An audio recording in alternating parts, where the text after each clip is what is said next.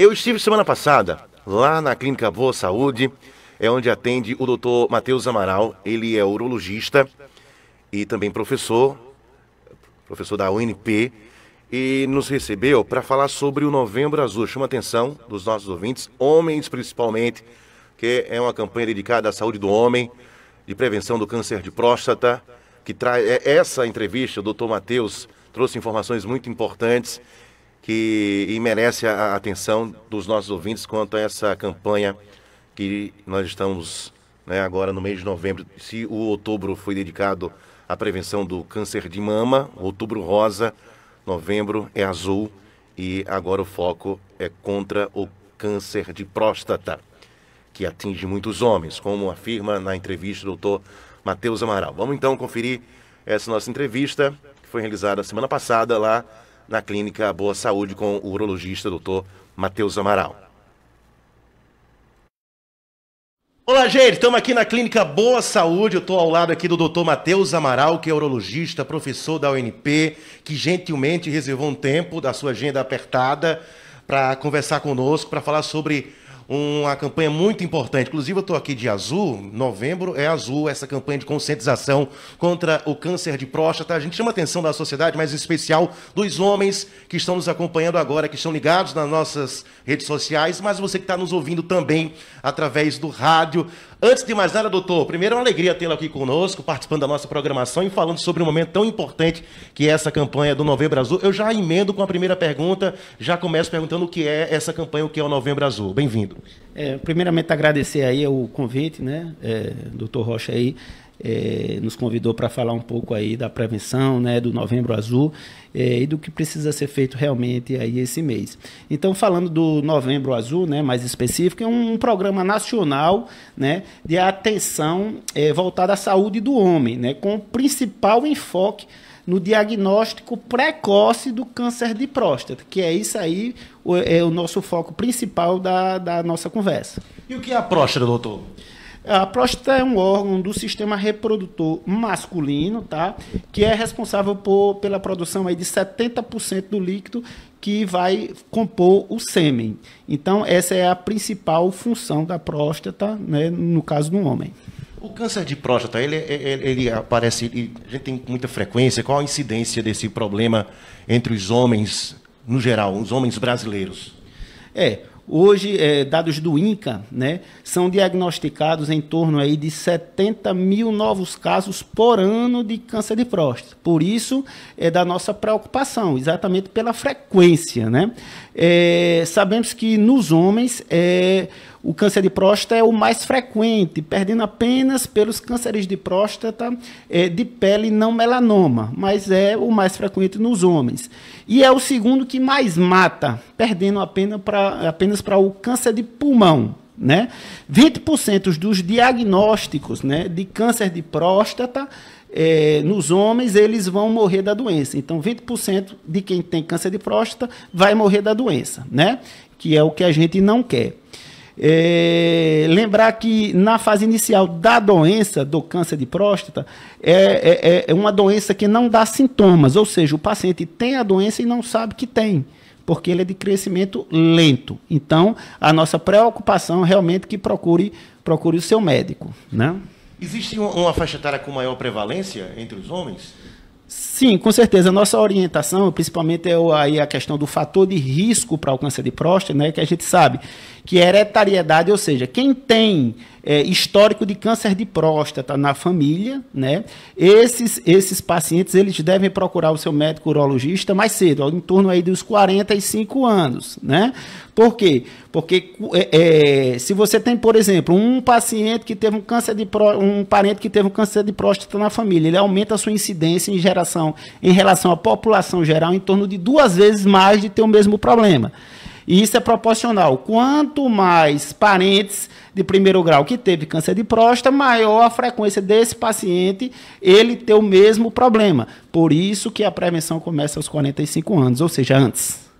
Quem não tem, a partir dos 50 anos, desculpa. E como é que o problema é identificado? Que tipo de exame é feito?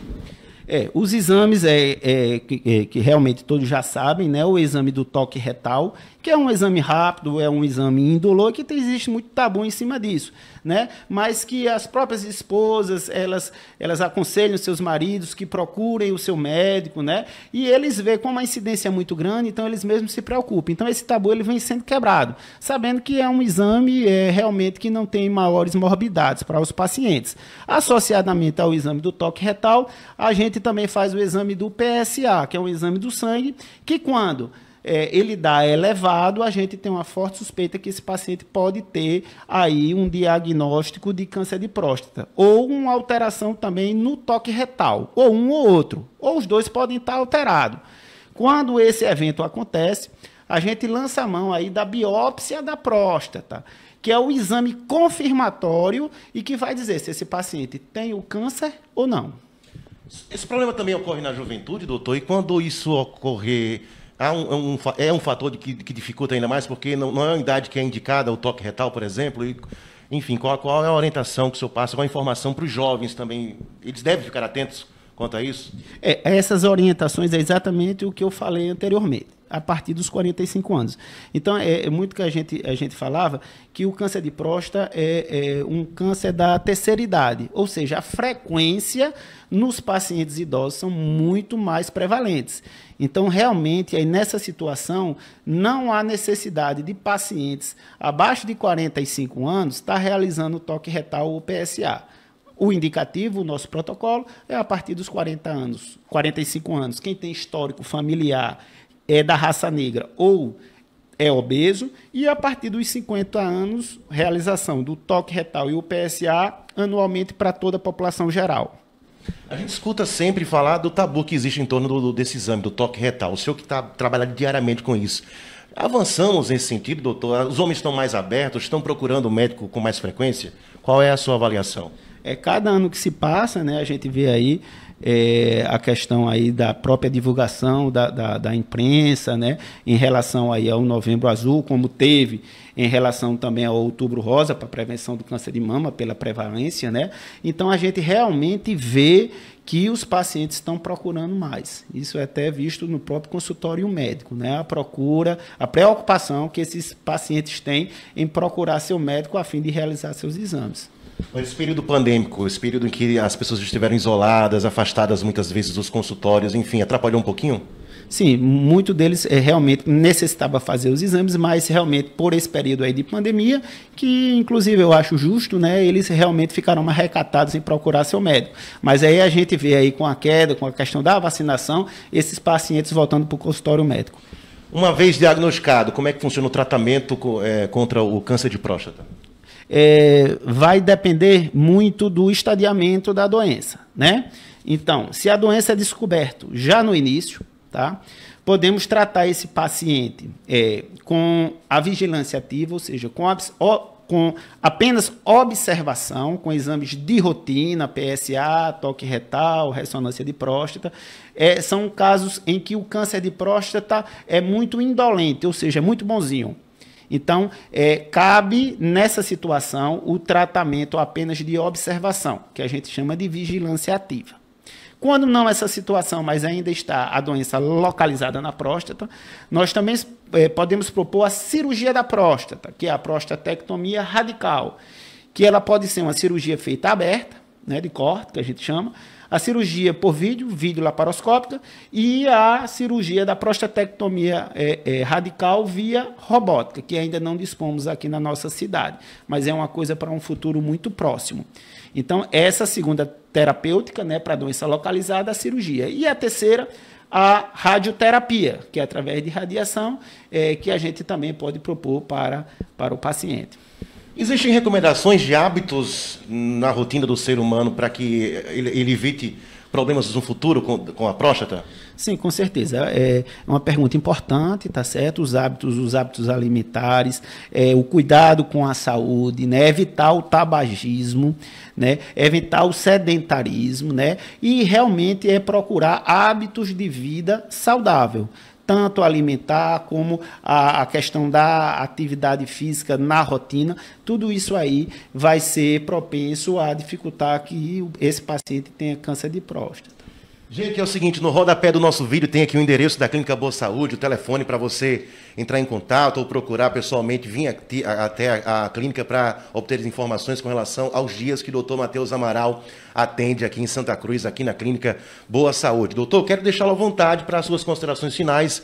Queria que o senhor falasse uma fala direcionada ao nosso público ouvinte, aos homens que estão nos acompanhando agora, ou nos ouvindo, ou nos assistindo, com relação a essa campanha de extrema importância que levanta essa bandeira de combate ao câncer de próstata. Com certeza. Então, a gente foca realmente, é o que a gente quer. Então, a gente orienta as recomendações, né? Que todos os homens aí acima de 45 anos, ele procure seu médico urologista, assim que possa realizar os exames necessários, né? Para que a gente possa realmente conseguir dar o diagnóstico precoce dessa doença tão agressiva, que causa tanto mal à população.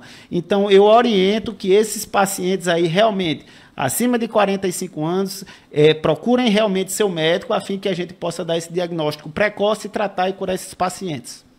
Esse foi, portanto, o Dr. Matheus Amaral, urologista, falando sobre essa campanha extremamente importante, que é o Novembro Azul e que merece a atenção de todos nós. Tá aí, portanto, essa foi a entrevista com o Dr. Matheus, a quem a gente agradece mais uma vez a gentileza, a disponibilidade, agradecer ao Rocha e todos da Clínica Boa Saúde que viabilizaram essa nossa entrevista para a gente trazer esse tema tão importante no Novembro Azul aqui para os nossos ouvintes.